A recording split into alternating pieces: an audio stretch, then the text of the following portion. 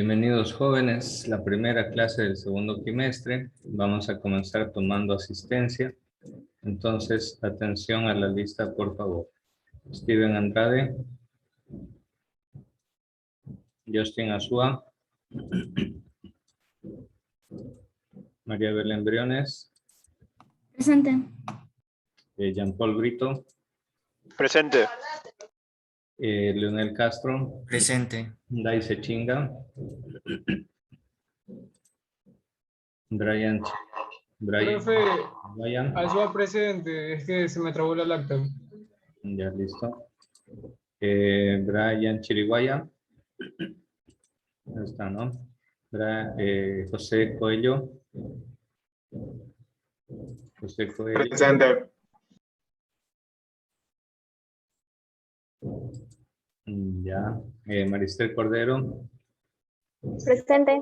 Samantha Fernández. Samantha Fernández. Camilo Gómez. Presente. Gerardo Lara. Gerardo Lara. Luis López.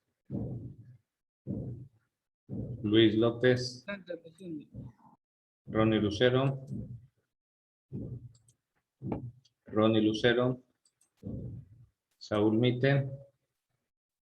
Presente. Darla Nivelo. Marcelo Palacios. María José Quimín. Ricardo Reyes. Ámbar Riera. Allá Palacios está. Ámbar Riera. Carlos Rodríguez. Profe, Diga. ¿sí me escucha? Diga. Soy Palacios, dice, Sí, ya le puse asistencia. ya, gracias. Ya. Justín Salazar. Presente. Iván Salinas. Presente. Fran Solórzano. Fran Solórzano. Faltado. Jacqueline Vargas. Presente. Ramón Vera. Ramón Vera. André Vite. Tampoco. Doménica Zambrano. Presente. Listo. Marlena Gómez. Yevelia Polo. Profe Andrade, presente. A ver, vamos de nuevo. Andrade. Listo, llegó un poco tarde Andrade. Andreina Chinga. Ha faltado. Samantha Fernández. Presente. Gerardo Lara.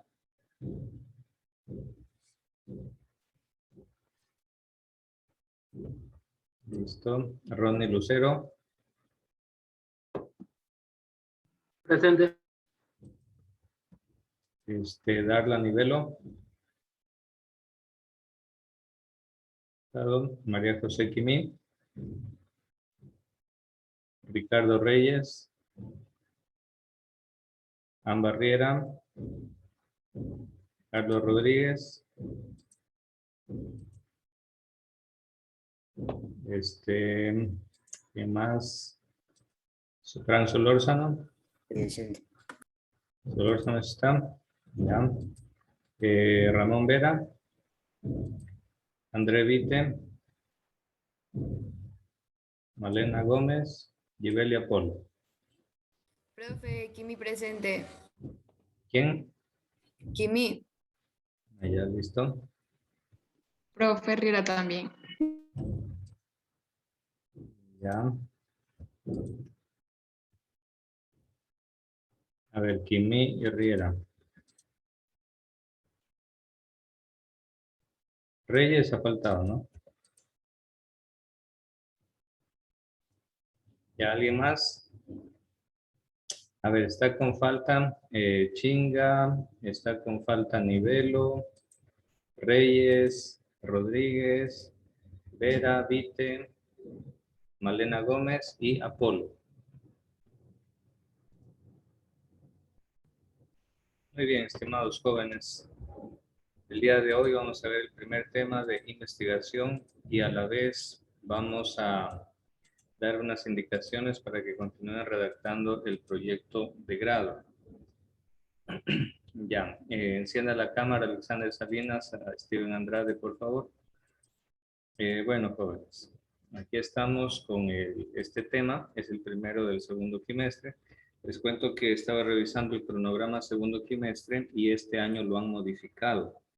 El año pasado, tercero bachillerato, en enero regresó de vacaciones de Navidad a dar exámenes trimestrales nada más, pero lo han modificado y este año prácticamente van a salir a finales de febrero con exámenes trimestrales, luego exámenes de grado, en fin. Entonces, por un lado, eso representa que van a tener mayor tiempo en cada parcial y eso significa también que tienen más tiempo para poder presentar, igualarse las tareas, si es que tuvieran alguna tarea pendiente. Eso no es lo ideal, no dejen pendiente ninguna tarea, pero en caso de hacerlo tendrá un poquito más de tiempo.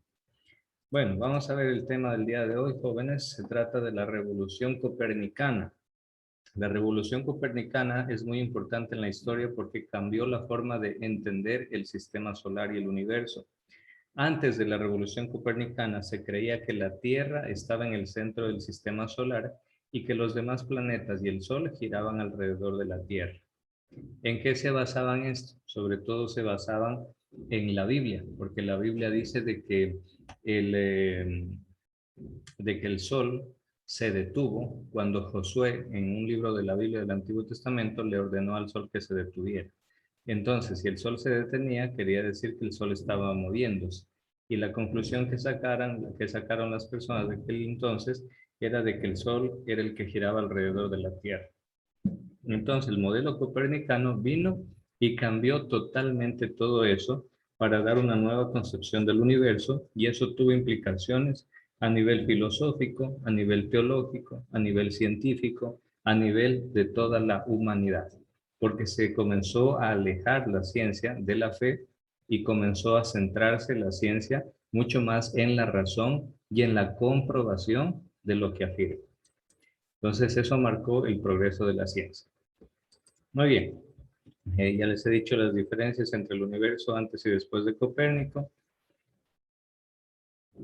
¿Cómo es posible que los trabajos de investigación de un solo hombre cambiaron la forma de entender el universo? Pues quizá por lo desafiante que era ese trabajo de investigación de Copérnico, ya que desafió el status quo, desafió a la Iglesia como autoridad intelectual, desafió a la Biblia incluso. Entonces fue toda una revolución, pero mundial. Le querían dar hasta la pena de muerte, si es posible, con la Inquisición, pero bueno, a la final entonces, por eso fue trascendental y muy importante el trabajo de Copérnico. Muy bien, los aportes en la física clásica de Newton, ya lo vamos a ver un poquito más adelante, o bueno, más bien ustedes creo que tienen ideas de quién fue Newton y qué hizo Newton por la materia de física, ¿verdad? ¿Se acuerdan ustedes de las leyes de Newton? ¿Se acuerdan ustedes de la ley de la gravedad?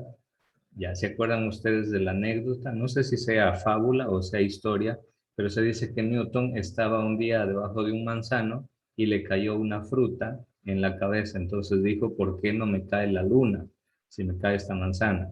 Y a partir de ese hecho, comenzó a preguntarse por qué la luna permanecía suspendida en el espacio y nunca se caía, y cada noche aparecía.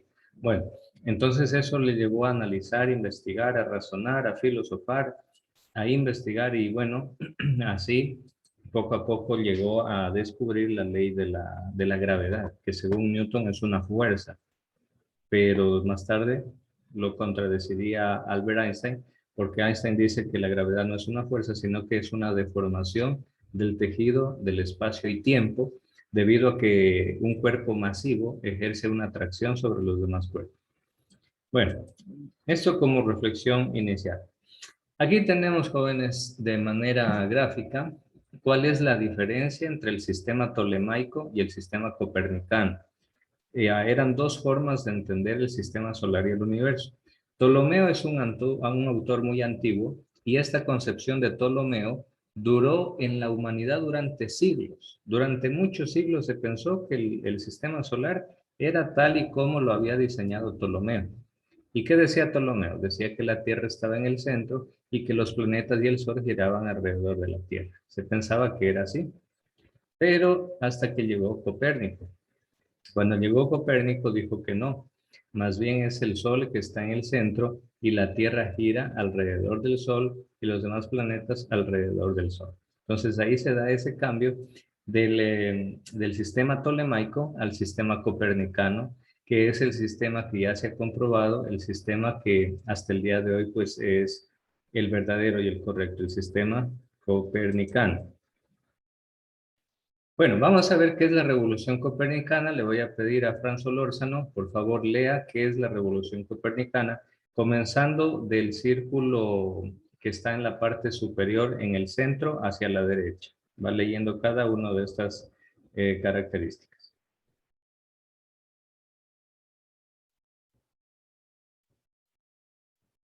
Solórzano, ¿no tiene audio? Es el nombre con el que suele conocerse en la revolución científica. Se produce en Europa Occidental. El sistema tolemaico fue el punto de partida en la revolución científica. Su elemento central es el abandono de la visión cosmogénica. Ya, un ratito hasta ahí para explicar una parte. ¿Cómo se pronuncia esta palabra que tiene una P y una T? Ustedes pronúncienla simplemente como si no existiera la P. Directamente digan tolemaico, el sistema tolemaico. Y a eso se debe al nombre de Ptolomeo, que es el inventor de ese sistema antiguo que ya caducó. Bueno, en el siguiente punto decía que su elemento central es el abandono de la visión cosmogónica. ¿Qué significa cosmogónica? Pues significa cosmogonía. ¿Y qué significa cosmogonía? Significa que el cosmos tuvo un origen, que el cosmos fue creado por alguien. Y esa es la visión de la Biblia del origen del universo. La visión científica más bien tiene muchas diferencias en ese sentido con la Biblia. Entre una de las visiones y aportaciones científicas se dice que el cosmos se surgió a través del Big Bang, por ejemplo, una gran explosión. Hay otra concepción científica y teoría que dice que el cosmos, el universo es eterno. El universo es eterno, que nunca se termina, solo se transforma. Está en un proceso continuo de dilatación y contracción, que eso hace que desaparezca y se vuelva a crear por sí mismo durante miles de millones de años. Bueno, son teorías, son hipótesis, pero lo cierto es que con la revolución copernicana se acabó prácticamente, se abandonó, se dejó al lado la visión cosmogónica. La ciencia ya no se creyó más que Dios había creado el universo, sino que comenzó a buscar otras explicaciones. Listo, continúe, Solórzano, por favor. Inicia en el siglo XVI por Nicolás Copérnico. Culmina en el siglo XVII por Isaac Newton. Se produce la unión entre ciencia y técnica. Cambia la forma de ver el mundo de la cultura occidental. Da origen a la ciencia moderna. Ya, muy bien.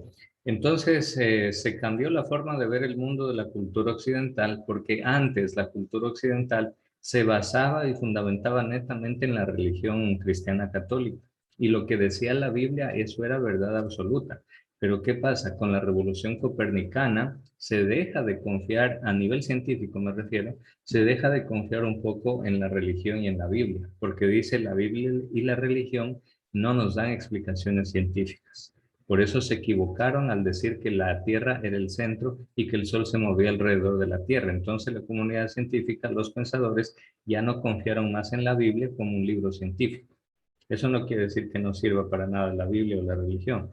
Tienen su función muy importante dentro de cualquier sociedad y dentro del Estado. Vamos a continuar un poquito más para comprender el sistema heliocéntrico de Copérnico. Vamos a pedirle a Doménica Zambrano, por favor, lea cada uno de estos puntos, comenzando por la derecha. Nicolás Copérnico publicó un modelo del universo en el que el Sol y no la Tierra estaban en el centro. La teoría de Copérnico establecía que la Tierra giraba sobre sí misma una vez al día. Ya, aquí vamos a hacer una pausa, Doménica. A ver, antes de pasar adelante, ¿qué significa la palabra heliocéntrico? Doménica, ¿se le viene alguna idea a la mente con la palabra heliocéntrico? Que está en el centro. Correcto, es una palabra compuesta. Mire, tiene dos partes. Céntrico, pues es obvio, hace referencia al centro, ¿no? Pero la palabra helio, ¿a qué le suena, Doménica? A algo que flota, que está levitando. Muy bien. Efectivamente hace referencia a un gas llamado helio. Y resulta que este gas es el que compone mayoritariamente el Sol. Por tanto, la palabra helio, en este caso, hace referencia al Sol. Entonces, cuando se habla de un modelo, disculpen, es un poco difícil escribir con el mouse, pero la palabra helio hace referencia al Sol. Es decir, el sistema de Copérnico establece que el Sol está en el centro del sistema solar. Eso quiere decir heliocéntrico, que el Sol es el centro. Y un segundo punto que quería explicar aquí es lo siguiente. En la teoría de Copérnico establecía que la Tierra giraba sobre sí misma. ¿Cómo se llama el movimiento de la Tierra sobre sí mismo? ¿Alguien sabe? ¿Cómo se llama el movimiento de la Tierra sobre su propio eje que lo cumple una vez al día? ¿Alguien sabe cómo se llama? Movimiento de... Rotación. Muy bien. Así es, María Briones. Aquí voy a poner la R de movimiento de rotación. Ajá, y es el que la Tierra cumple en un día, pero bueno, no es exactamente un día las 24 horas completas, es sobre todo, para ser exactos, 23 horas con 56 minutos. Permítanme, jóvenes, un ratito que están llamando del colegio, por favor.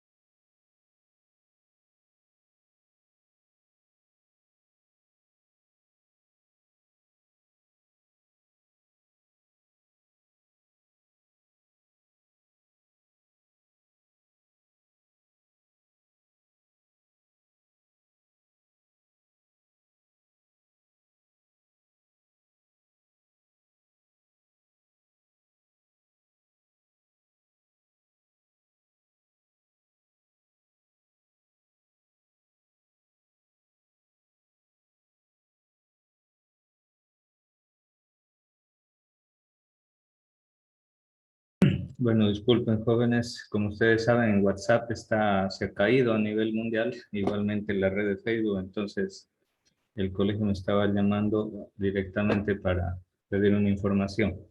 Bueno, entonces le estaba explicando esta parte del sistema heliocéntrico. Ya, ese era el movimiento de rotación, muy bien, que les decía que no dura exactamente 24 horas, sino 23 con 56 minutos. Bueno, vamos a seguir. Continúe, Doménica, por favor. Siguiente punto. Que una vez al año daba una vuelta completa alrededor del Sol. ¿Cómo se llama ese movimiento, Doménica?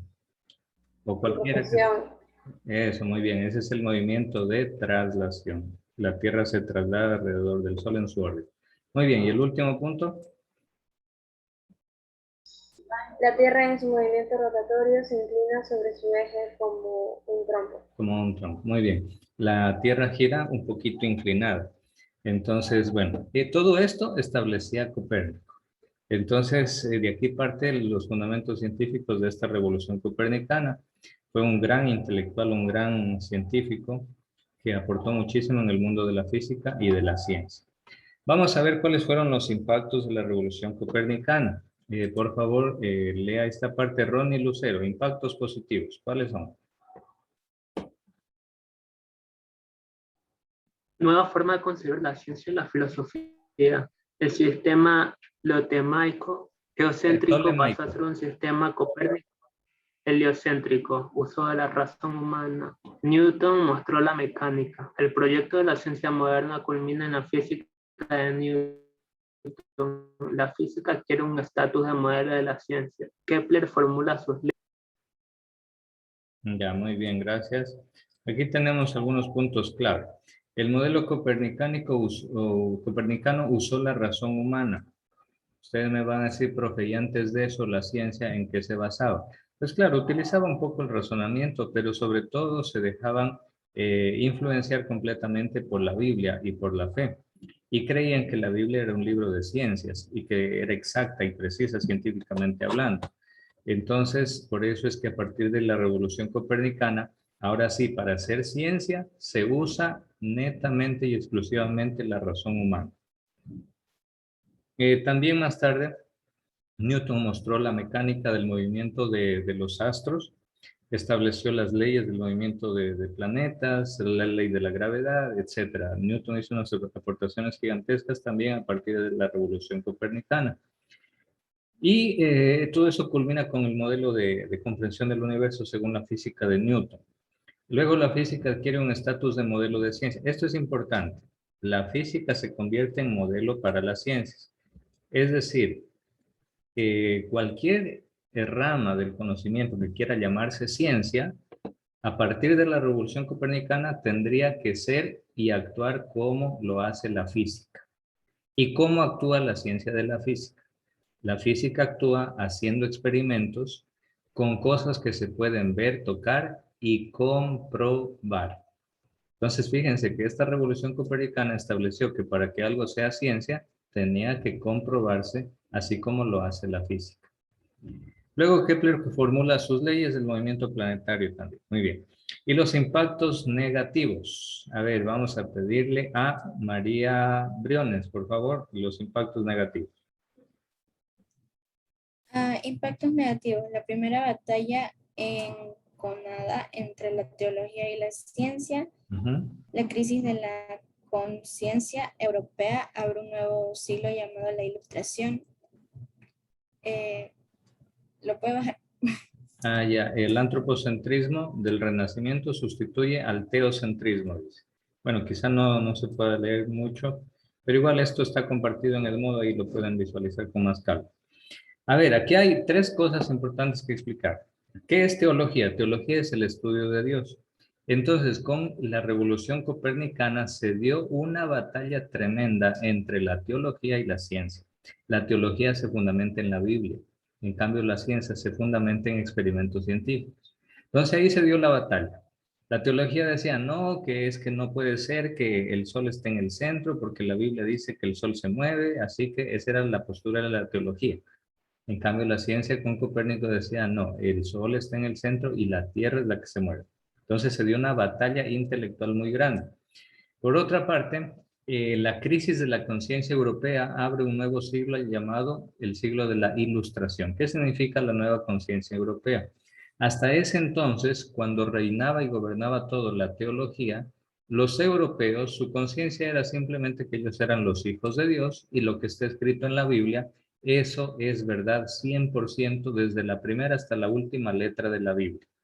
Pero cuando llega la revolución copernicana que demuestra que lo que está escrito en la Biblia, que el sol se mueve, no es verdad, que eso no es verdad científica, ahí automáticamente entra en crisis esa conciencia europea y los europeos dicen, y ahora entonces ya no me puedo confiar en la Biblia, ya no me puedo confiar en Dios, ya no me puedo confiar en la iglesia, hablando de las cuestiones científicas. Entonces ahí nace el siglo de la Ilustración, donde se pone en primer lugar a la ciencia, a la razón, como aquellas que nos pueden ayudar a conocer la verdad y no tanto la teología o la Biblia. Ojo, no por eso quiere decir que la Biblia o la teología no sirvan para nada. No, sí sirven. Sirven, por ejemplo, para inculcar valores morales y éticos en la sociedad y eso es buenísimo. ¿Saben por qué, jóvenes? Porque el ser humano no es solo intelecto, no es solo ciencia. El ser humano es espíritu, es alma, es ética, es moral. ¿Qué pasa con los seres humanos cuando pierden el sentido de la moralidad? Sucede lo que vimos la semana pasada en las cárceles del Ecuador, bueno, en la penitenciaría del litoral. La peor masacre de toda la historia del país, la quinta peor masacre a nivel de toda Latinoamérica, 118 personas asesinadas, entre ellos, algunos de ellos quemados, otros decapitados, otros desmembrados. Ese nivel de violencia y de odio no tiene hombre, eso no es humano, eso no es racional. Esos límites ya traspasan o rompen, mejor dicho, el límite de la racionalidad y de la moralidad humana.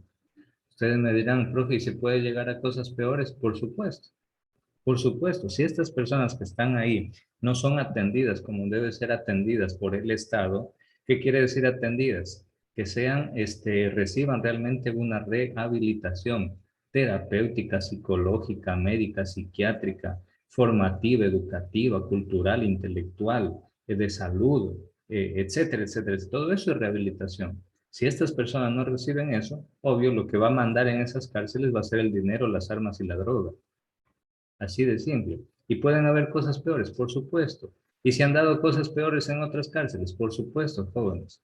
No sé si ustedes sabían, en los años, a ver, el año exacto no recuerdo, no es más de unos 20 o 25 años en Honduras, se dio una violencia, así mismo una batalla entre maras dentro de una cárcel, donde incluso, joven, no solo se llegó a decapitar, a desmembrar los cadáveres, incluso se llegó al canibalismo. Algo demasiado fuerte ya. ¿Qué significa canibalismo? Que los cadáveres de los presos que estaban ahí tendidos muertos, los pusieron a cocinar en una olla y se los comieron. A ese nivel se llegó en Honduras hace algunos años atrás. O sea, es un nivel de degradación y de deshumanización, pero total. O sea, es volverlo al ser humano que abandona el estado racional y se convierte prácticamente en un animal, en un monstruo más. Y ni así, porque los animales únicamente matan cuando necesitan comer. Y por instinto nada más, pero acá se lo hace por odio, se lo hace por intereses egoístas. Bueno, entonces, por eso es importante la religión. La religión ayuda a humanizar a las personas. Pero lo que estamos hablando aquí, de que la conciencia europea dejó al lado la Biblia y la religión, se refiere en el campo científico, no en el campo moral o ético, en el campo científico. Y por último, el antropocentrismo del Renacimiento sustituye al teocentrismo. A ver, María Briones, ¿a qué le suena la palabra antropocentrismo? Algo que se antepone a una creencia. Ya, la palabra antropocentrismo es una palabra compuesta también, así como heliocentrismo. Antropocentrismo es una palabra compuesta, antropo que significa hombre y centrismo pues centro. Entonces el antropocentrismo es aquello que pone al hombre en el centro de todo. Entonces, ¿qué pasó con la revolución copernicana? Que el antropocentrismo, es decir, que el hombre se pone en el centro de todo. ¿Y qué pasaba antes? Antes, en cambio, se vivía el teocentrismo. ¿Y qué es el teocentrismo? Es una palabra compuesta. Teo significa Dios y centrismo centro. O sea, teocentrismo significa que Dios era el centro de todo. Pero con la revolución copernicana se dejó al lado el teocentrismo y más bien comenzó a reinar el antropocentrismo, el ser humano como centro de todo. Y finalmente aquí tenemos las consecuencias de la revolución copernicana. Alexander Salinas, lea por favor las consecuencias metodológicas. Incrementa el valor de la observación y de la experiencia. Las construcciones mentales serán el paso. La deducción cede al plano a la inducción. La expresión realidad se matematiza. La ciencia moderna desea precedir los fenómenos. Cada rama de la ciencia se independiza. Listo, muchas gracias. Fíjense que con la revolución copernicana, las diferentes ramas de la ciencia comienzan a independizarse. ¿Cuáles son esas ramas de la ciencia? La física, la matemática, la filosofía, la literatura, la gramática, etcétera, etcétera. Cada ciencia se independiza, desarrolla sus propios métodos, desarrolla sus propios caminos. Bien, consecuencias filosóficas. Gerardo Lara, por favor.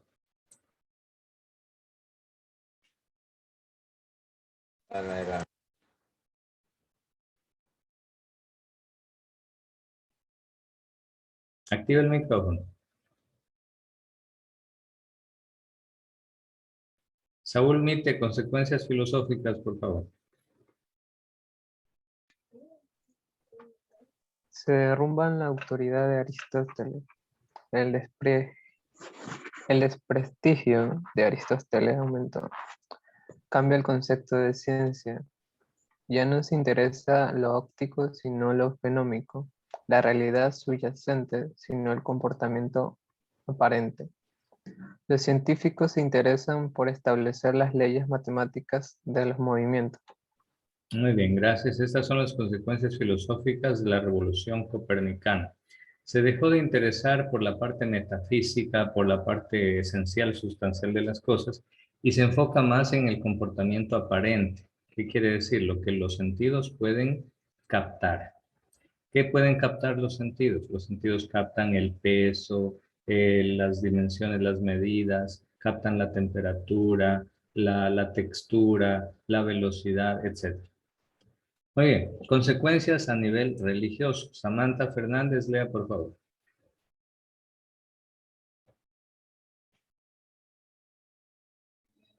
Autonomía de la ciencia frente a cualquier autoridad.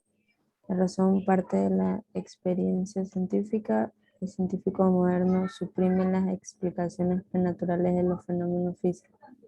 Ya, listo, muchas gracias. Entonces, jóvenes, aquí tenemos las diferentes consecuencias de la revolución copernicana. Por eso se trata de una verdadera revolución, algo muy grande que cambió la humanidad para siempre. Para siempre. Desde ahí la ciencia tomó un ímpetu y una velocidad para desarrollarse impresionante. El ser humano como especie Homo sapiens en la Tierra lleva decenas de miles de años como Homo sapiens. Pero fíjense que tan solo en los últimos siglos es donde el ser humano ha logrado desarrollar tremendamente la ciencia y la tecnología.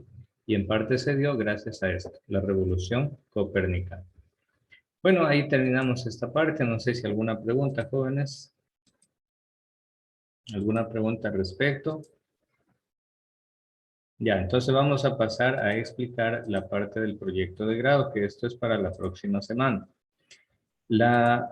En la última clase que tuvimos de investigación antes de los exámenes trimestrales, ustedes se acordarán que estuvimos viendo cómo redactar el marco conceptual. Pero bueno, y ya vamos a ir a esa parte. Antes de eso, ustedes también redactaron ya el objetivo general, ¿verdad? Y a ver, vamos a recordar un poquito cuáles son las 3 preguntas a las cuales debía responder la redacción de un objetivo. A ver, ¿quién se acuerda? ¿Quién me dice? ¿Cuáles son las 3 preguntas a las cuales debe responder la redacción de un objetivo?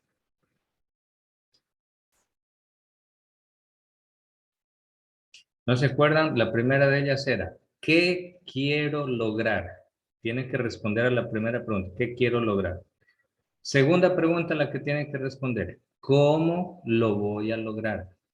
Y la última pregunta, ¿para qué lo quiero lograr? Entonces, lean ustedes este objetivo que yo lo formulé, me acuerdo, junto a ustedes, porque el tema que yo puse para este proyecto de grado de ejemplo es la contaminación en las calles de la ciudad de La Lachapa. Entonces, ¿qué quiero lograr? Aquí está la respuesta. Identificar las causas de la contaminación de las calles. Segunda pregunta, ¿cómo lo voy a lograr? Aquí está la respuesta, por medio de una investigación de campo. Tercera pregunta, ¿y para qué lo quiero lograr? Para crear una campaña de concientización ambiental. Ahí está, claro como el agua. La redacción, jóvenes, grábense esto. La redacción de cualquier objetivo responde a 3 preguntas. Aquí le voy a poner solo para recordarlo. Responde a 3 preguntas. ¿Cuáles eran esas preguntas? La segunda pregunta, ¿cuál era? ¿Cómo lo voy a lograr? Y la tercera era, ¿para qué lo voy a lograr? Estas son las preguntas claves a las cuales debe responder la redacción del objetivo, tanto general, aquí está objetivo general, como los objetivos específicos. Ahora, ustedes ya tienen redactado el objetivo general, ya lo presentaron en una tarea y todo. Ahora bien, aparte del objetivo general, ustedes tienen que redactar 3 objetivos específicos. Una cosa me olvidaba, el objetivo comienza con un verbo en infinitivo. María Esther Cordero, ¿cuáles eran los verbos en infinitivo? ¿Los que terminan en qué?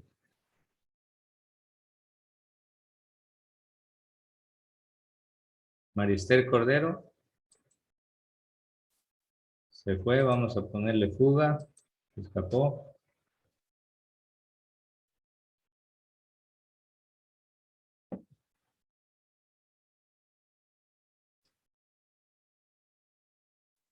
Cordero, ¿cuáles son los verbos en infinitivo? Nada. Azúa, ¿cuáles son los verbos en infinitivo?